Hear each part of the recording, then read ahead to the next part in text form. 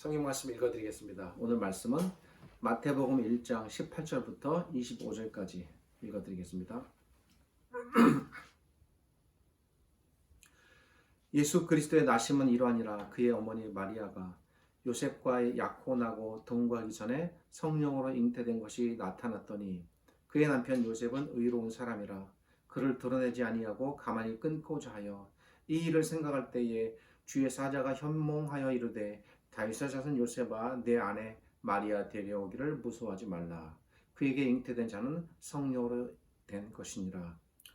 아들 낳으리니 이름을 예수라 하라. 이는 그가 자기 백성을 그들의 죄에서 구원할 자이심이라 하니라. 이 모든 일이 된 것은 주께서 선지자로 하신 말씀을 이루려 하심이니 이르시되 보라 처녀가 잉태하여 아들을 낳을 것이요 그의 이름을 임마누엘이라 하리라 하셨으니 이를 번역한즉 하나님이 우리와 함께 계시다 함이라. 요셉이 잠에서 깨어나 주의 사자의 분부대로 행하여 그의 아내를 데려왔으나 아들을 낳기까지 동침하지 아니하더니 낳음의 이름을 예수라 하니라. 놀라운 증표라는 제목으로 말씀을 전하도록 하겠습니다. 우리가 잘 아는 요셉이라는 한 청년이 있었습니다. 그에게는 마리아라는 결혼이 내정된 처녀가 있었습니다. 그런데 어느 날 마리아가 아기를 갖게 되었습니다. 요셉 입장에서는 하늘이 무너질 일입니다. 요셉은 자신과 마리아가 동침한 사실이 없는데 마리아가 아기를 갖게 되었으므로 이 아기는 분명 마리아가 다른 남자를 통해 얻게 된 아기임에 틀림없을 것이다 라고 생각했습니다. 만약 이 사실이 사람들에게 알려지면 당시 율법을 따라 마리아는 공개적으로 처형을 당하게 됩니다. 이에 요셉은 마리아의 죽음을 막고 이 일을 좋게 잘 해결하기 위하여 공개하지 않고 조용히 개인적으로 마리아의 결혼을 취소하려고 하였습니다. 이런 요셉의 생각과 배려를 마태는 그가 의로운 사람이었다라고 평가합니다. 바로 이때 한 천사가 요셉의 꿈에 나타나 마리아가 어떻게 아기를 갖게 되었는지를 알려주게 됩니다.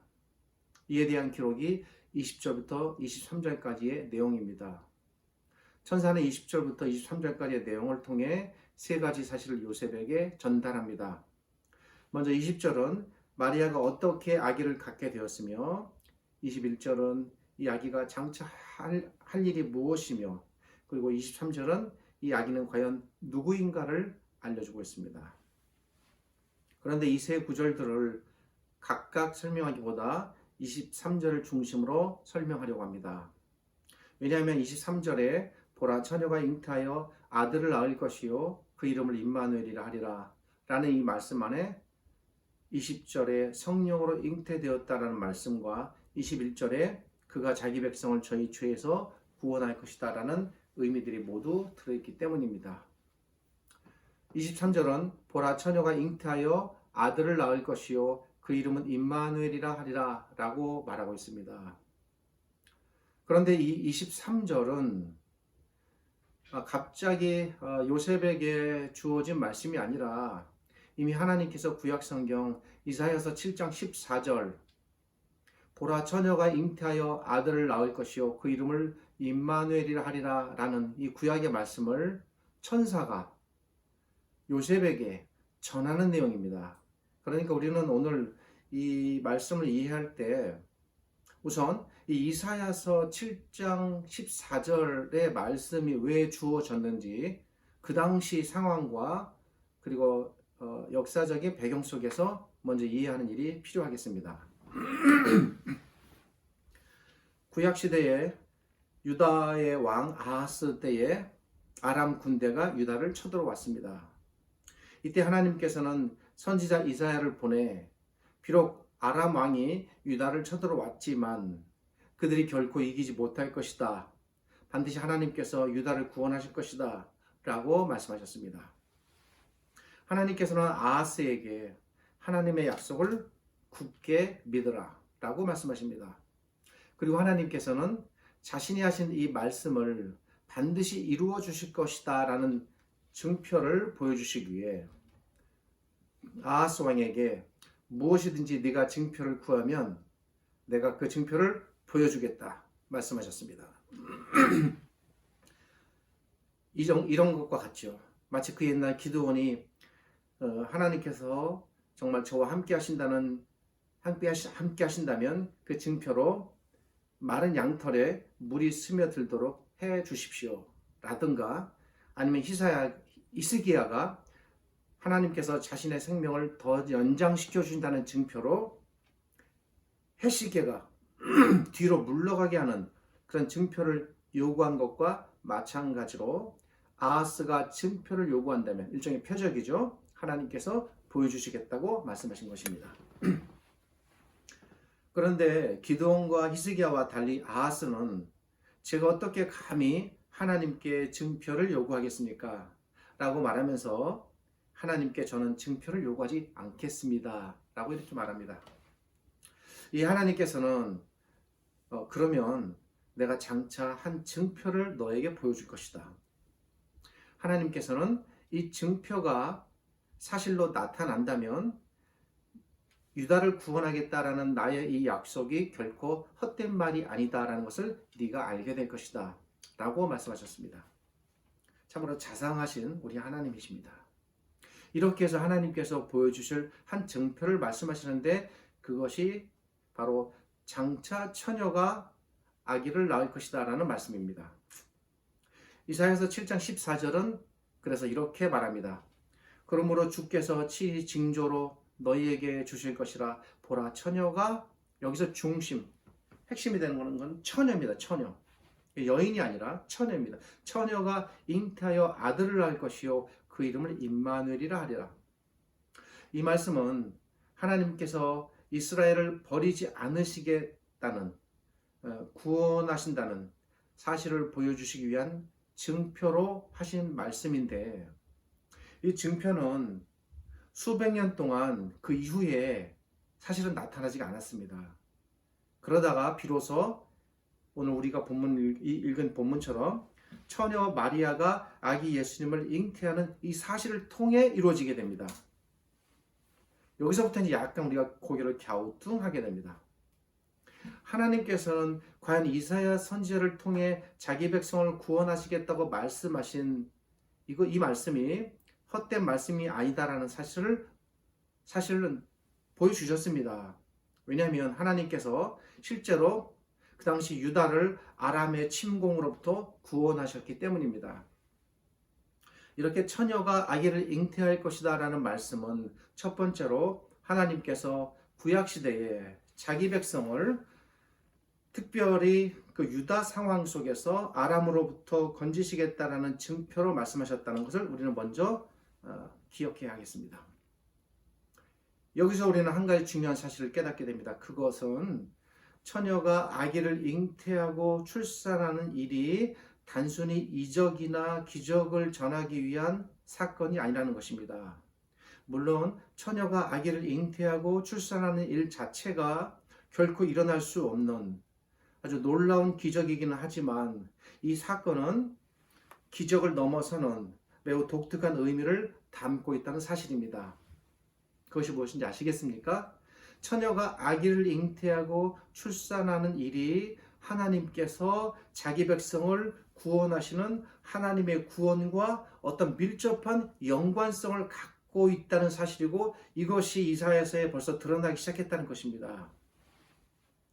이미 앞에서 말씀드린 것을 통해 어느 정도 이해하셨으리라 생각됩니다만, 당시 이사야 시대에 아람 군대가 쳐들어오고 유다가 풍전등화 속에 멸망당할 일이 자명한 것처럼 보이는 그런 상황 속에, 위급한 상황 속에서 유다가 아람의 침공을 막아낸다는 것은 당시에는 사실상 불가능한 일이었습니다. 그런 상황 속에서 하나님의 구원을 바라보고 하나님께서 반드시 지켜주실 것이다 라는 믿음을 유지하는 일 매우 힘들었을 것입니다. 그렇게 구원에 대한 믿음이 희박해지고 거의 꺼져가는 촛불처럼 사라질 위기의 상황 속에서 바로 그때에 하나님께서 자기 백성을 구원하실 것이다 라는 약속을 단순히 말로만 하신 것이 아니라 처녀가 아기를 잉태할 것이다 라는 이 증표로 말씀하셨다는 사실에 우리는 주목해야겠습니다. 처녀가 아기를 잉태하는 일이 결코 있을 수 없는 일입니다. 그처럼 당시 유다가 아람 군대로부터 벗어나는 일도 있을 수 없는 일이었습니다. 만일 처녀가 아기를 잉태하는 일이 사실로 드러난다면 하나님께서 자기 백성을 지키시고 구원하실 것이다라는 이 약속의 말씀도 가능하지 않겠는가? 믿을 수 있지 않겠는가? 라는 의미가 처녀가 아기를 잉태할 것이다라는 이 말씀 속에 당시에 내포된 의미였습니다. 여기까지 이해가 되시죠?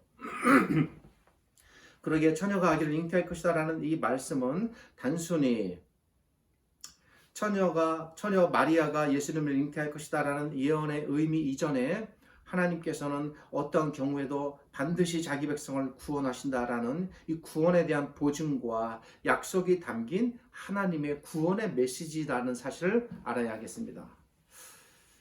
그런데 여러분 잘 생각해 보십시오. 아람 군대의 침공으로부터 하나님께서 유다를 구원하신 일과 그리고 이 구원에 대한 약속의 증표로 제시된 처녀가 아기를 잉태할 것이다 라는 이 두 가지 사건을 통해서 뭔가 이상한 점을 발견하지 않으셨습니까? 좀 사려 깊고 생각이 예민하신 분이라면 벌써 저한테 따지고 들어올 것입니다. 분명 어떤 이상한 점이 있습니다. 사실 여기에. 그거 뭡니까? 바로 시간이 맞지 않는다는 것입니다. 시간적 순서가 뒤바뀌었다는 것입니다. 제가 앞에서 말씀드렸듯이 구원의 증표가 제시된 예가 이미 기드온과 히스기야에게 있었습니다.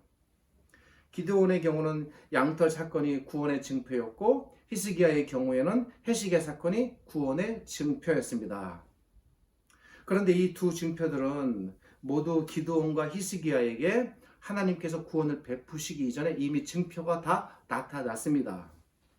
그리고 이 증표들이 먼저 있고 난 후에 하나님께서 증표를 따라 각각 기드온과 히스기야 그리고 그 백성들을 구원하셨다는 사실입니다.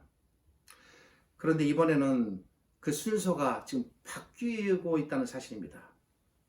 기드온 사건과 히스기야 사건을 유다와 아람의 전쟁 사건에 대입해 본다면 기드온 사건과 히스기야 사건처럼 이번에도 증표가 먼저 나타나야 합니다. 그래야 사람들은 증표를 보고 아 그렇구나 우리가 이기는구나 구원 받겠구나 확신하게 되는 것입니다. 그렇지 않겠습니까? 기드온과 히스기야가 그렇게 깨달아 갔듯이.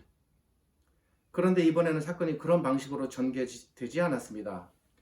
비록 처녀가 잉태하여 아들을 낳으리라는 말씀이 유다의 구원에 대한 증표로 제시되었지만 유다가 아람으로부터 구원을 받기 이전에 이 증표의 말씀은 나타나지 않았습니다. 이 점이 이상하다는 것입니다. 오히려 증표보다 유다가 구원받는 일이 더 먼저 일어났습니다. 그리고 처녀가 잉태하여 아들을 낳는 이 증표는 그 유다의 구원 이후 수백 년이 지난 후에야 비로소 마리아를 통해 지금 나타나고 있는 것입니다. 이러한 사건의 전개 순서가 기드온과 히스기야의 경우와는 판이하게 다릅니다. 왜 이런 일이 발생했을까요? 정리하면 이렇습니다. 기드온과 히스기야의 경우는 증표가 먼저 나타났고 그리고 그 증표를 사실로 입증하기 위하여 각각 구원이 발생하였습니다. 그런데 이번 이사야의 경우에는 증표의 말씀이 주어졌기는 했지만 증표가 나타나기 이전에 유다가 구원받는 일이 먼저 발생했습니다. 그리고 그 말씀하신 증표는 유다가 구원받은 후에 수백 년이 지나서 나타났다는 것입니다. 왜 그럴까요?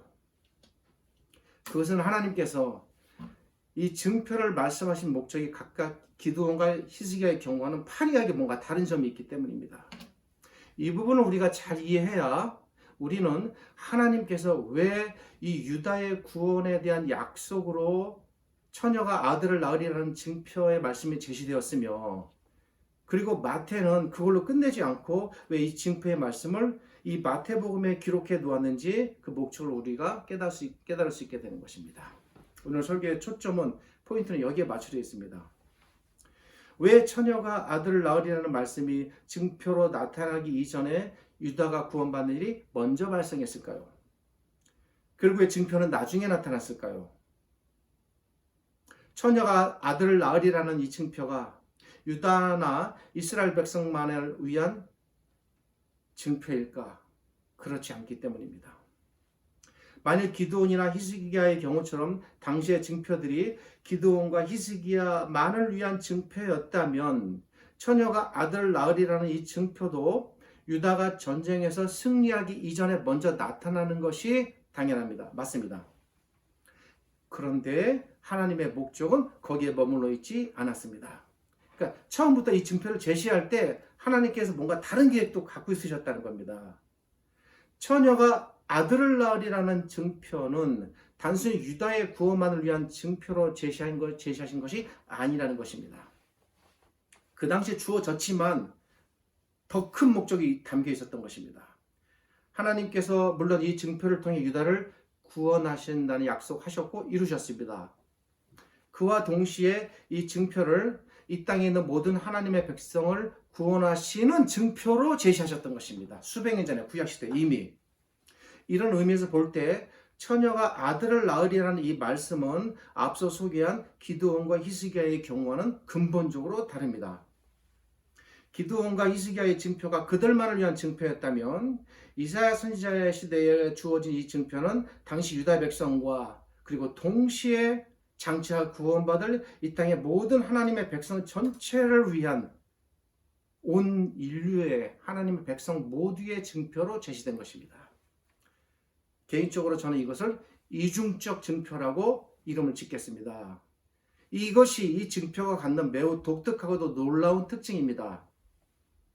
그러기에 하나님께서는 약속의 말씀대로 유다를 구원하신 후에 처녀가 아들을 낳는다는 이 증표를 나중에 보여주셨습니다. 여기서 우리가 하나 발견하는 사실이 있습니다. 그것은 뭐냐면 증표대로 유다가 구원받았다면 앞으로 일어날 구원도 이 증표가 보증해 주는 것이죠. 그러니까 증표가 증검다리 역할을 하는 것입니다. 앞에 일어난 구원과 장차 일어날 구원. 앞에 일어날 구원을 증거하고 나중에 일어날 구원을 보증하는 것입니다. 비록 유다는 구원을 받았지만 그 이후에 이 증표가 주어졌다는 것은 이 증표가 장차 나타날 하나님의 더 놀라운 그리고 또 다른 그리고 전혀 새로운 구원을 예고하고 있다는 사실, 그것을 알려주는 것입니다. 오늘 시간상 이제 마태복음을 다 우리가 살피지 못하겠지만 이제 좀 더 살펴보면 다음 주 한 번 더 볼 것인데 이제 그걸 통해서 이런 사실들이 잘 드러나게 됩니다. 앞에 나타난 유다의 구원이 작고 소박한 구원이라면 장차 나타날 이 하나님의 이 포괄적 구원은 유다의 구원과는 비교할 수도 없이 놀랍고 광범위하고 어마어마한 온 세상의 구원이 되는 것입니다. 우리는 이 증표를 통해 이 구원을 깨달아야 합니다. 하나님의 증표를 통해 유다의 구원이 확실해졌다면 마찬가지로 우리의 구원도 이 증표를 따라 증표대로 확실하게 이루어질 것을 우리가 이제 바라보게 되는 것입니다. 정리하면 이렇습니다. 유다가 아람으로부터 구원을 받았다고 해서 하나님께서 말씀하신 증표가 다 끝난 것은 아닙니다. 처녀가 아들을 낳으리라는 이 증표가 유다의 구원 이후에 주어졌다는 것은 하나님께서 유다뿐만 아니라 장차 이 땅의 모든 하나님의 백성도 구원해 내시겠다는 더 크고 놀라운 구원을 보증하기 위한 증표로 주셨다는 것을 우리가 알아야 하는 것입니다. 그래서 우리는 처녀가 아들을 낳는 이 증표를 통해 과거에 나타난 유다의 구원만 생각하지 마시고 장차 이 증표를 통해 우리에게 주어질 하나님의 미래의 구원, 즉 우리의 구원을 바라보게 되는 것입니다. 바로 이러한 이유 때문에 하나님께서는 유다를 구원하신 이후에 이 증표를 보여주셨습니다. 이것이 바로 이 증표가 유다의 구원보다 나중에 나타난 이유가 되겠습니다. 그러기에 이 증표는 궁극적으로 우리를 위한 증표가 됩니다. 하나님께서 우리를 구원하시기 위하여 우리를 위해 이 증표를 보여주셨습니다. 하나님께서 이 증표를 통해 장차 구원받을 모든 하나님의 백성을 위한 증표로 처녀가 아기를 낳는 이 놀라운 표적을 우리에게 보여주신 것입니다. 말씀을 맺겠습니다. 하나님께서는 유다를 구원하신 것처럼 우리를 구원하셨고 장차 또 구원하실 것입니다. 하나님께서는 유다의 구원과 우리의 구원 모두를 위한 증표를 주셨습니다. 그것은 바로 처녀가 아기를 낳는 사건입니다. 이 사건을 통해 하나님께서 진정 유다를 구원하셨다는 사실을 우리가 굳이 확인하지 않아도 역으로 추적해서 확실하게 알 수 있습니다. 그리고 이와 아울러 우리는 우리의 구원을 또한 확고하게 미래의 구원도 소망할 수 있게 됩니다. 여러분 생각해 보십시오. 처녀가 아들을 낳는 일이 생물학적으로, 과학적으로, 그리고 그 어떤 경우에라도 가능한 일입니까? 처녀가 아들을 낳는 일은 시쳇말로 세상이 두 쪽 나도 도저히 절대로 일어날 수 없는 일입니다. 그런데 하나님께서 그 일을 우리를 위한 구원의 증표로 제시하셨고 마침내 그 증표가 이 땅에 이루어졌습니다. 과소평가하는 마음 없지만 기드온의 양털 사건의 증표보다도 히스기야의 해시계 사건의 증표보다도 비교할 수 없는 놀라운 증표, 도저히 일어날 수 없는 증표가 우리를 위한 구원의 증표로 제시되었다는 사실을 깨달으셔야 합니다. 이러한 놀라운 사건의 증표로 제시되었다면 우리 구원이 어떻겠습니까? 확실한 것입니다. 도저히 일어날 수 없는 일이 증표로 제시되었기에 우리의 구원은 그만큼 견고하고 확고하다는 것입니다. 제가 오늘 본문을 통해서 여러분에게 궁극적으로 말씀드리고 싶은 부분은 바로 이 부분입니다. 기드온이 그 미약한 양털 사건의 증표를 통해 그리고 히스기야가 그보다는 조금 더 놀라운 해시계 사건의 증표를 통해 자신들의 구원을 약속받았고 성취받았다면 어떻습니까? 우리의 구원은 그와 비교해 볼 때 얼마나 더 확실한 보증이 되겠습니까? 어떤 믿음의 확신이나 막 떨림 이런 거 오지 않습니까? 이런 걸 깨달으시라는 겁니다. 우리가 이 땅에서 아무리 고난을 당하고 우리가 이 땅에서 아무리 힘든 일을 겪어도 우리가 이 땅에서 아무리 수고하고 험난한 삶을 살 때는 당장 우리의 구원이 없는 것처럼 보입니다. 보이지도 않고 잡히지도 않는 거죠. 우리의 질병이 너무 깊어 도저히 치료받을 수 없는 죽음을 선고받은 상태일 때 우리는 절망하게 됩니다. 그래도 우리는 우리의 구원을 향해 가고 있다는 것입니다. 그리고 그 지점에 그 길에 반드시 도착한다는 것입니다. 이것을 믿으시라는 것입니다. 오늘 설교를 맺겠습니다. 사랑하는 신자 여러분, 우리의 구원에 대한 보증으로 처녀가 아기를 낳는 사건이 우리를 위한 증표로 제시되었습니다. 그리고 우리 하나님께서는 그 증표대로 마침내 우리를 구원하셨습니다. 그러기에 우리의 구원은 확실한 것입니다. 우리의 구원은 견고합니다. 오늘 설교가 다 끝난 다음에 제가 숙제를 하나 내드릴까 합니다. 그것은 바로 로마서 8장을 읽는 것입니다. 할 수만 있다면 오늘 꼭 해가 지기 전에 로마서 8장을 읽으십시오. 그러면 깨닫게 될 것입니다.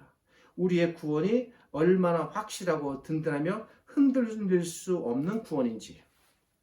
시간상 오늘 본문을 다 전하지 못했습니다. 다음 시간에 그렇다면 이러한 구원의 증표의 말씀이 우리에게 어떻게 우리 주님이신 예수 그리스도를 통해 상세하게 성취되고 있는지, 그리고 오늘 이사야에서 그 이전의 구약의 말씀과는 어떤 연관이 있는지 이런 부분들을 조금 더 다루면서 이 본문을 한 번 더 살펴보도록 하겠습니다. 기도하겠습니다. 우리 아버지 하나님 감사드립니다. 참으로 놀랍고 위대하시며 언제나 신실하시고 변함없으신 우리 아버지 하나님 감사드립니다. 그의 날 하나님의 백성 하나하나를 다 챙겨가시고 구원하셨듯이, 그리고 자비롭게 자성하시기에 그들의 구원의 증표를 보여주셨듯이 이제 우리에게도 이 놀라운 구원의 증표를 보여주셨고 우리를 더 큰 하나님의 위대한 영광의 구원으로 이끌어 가실 것을 저희가 믿고 확신합니다. 지금 현재 많은 고통과 그리고 질병과 어려운 시대에 경제적인 또 어려움과 우리가 다 알지 못하는 헤아릴 수 없는 각각의 슬픔과 아픔들이 우리 모두에게 있습니다. 이 상황 속에서 저희가 그냥 말로 위로하고 위로받는 것이 아니라 정말 확실한 이 하나님의 구원, 하나님의 함께하심, 하나님의 이끄심 이런 것들을 저희가 믿음으로 분명히 받아들이고 흔들리지 않고 더 담대하게 우리가 가야 할 구원의 길, 이 믿음의 길을 우리 모두가 가게 하여 주옵소서.